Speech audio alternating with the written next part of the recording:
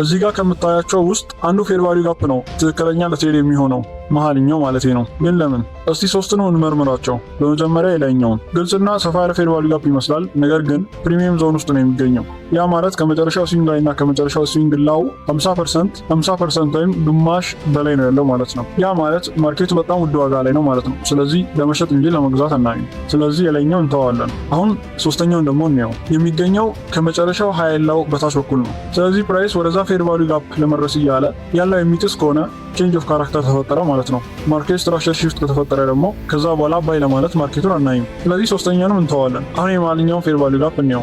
የሚገኘው ከታችኛው የሚገኘው ከመጨረሻው ሃይ ላው በላይ ነው። ስለዚህ ስትራክቸሩ አሁንም ቡሊሽ ነው ማለት ነው። በዛ ላይ ደግሞ ዲስካውንት ዞን ውስጥ እንዳለ አንረሳው፣ ከ50% አጋማሽ በታች ማለት ነው። ስለዚህ ዋጋው ርካሽ ነው ማለት ነው። ለመግዛት የምናየው ከዛ ጋር ነው። ስለዚህ ከላይ ያለውንም አትዩ፣ ከታች ያለውንም አትዩ።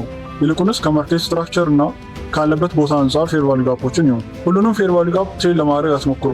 ይልቁንስ ፕራይስ አክሽኑን ለመረዳት ሞክሩ። ፎሬክስን እንደዚህ በቀላሉና በሚገባ መንገድ መማር የምትፈልጉ ከሆነ የቴሌግራም ቻናላችን ተቀላቀሉ።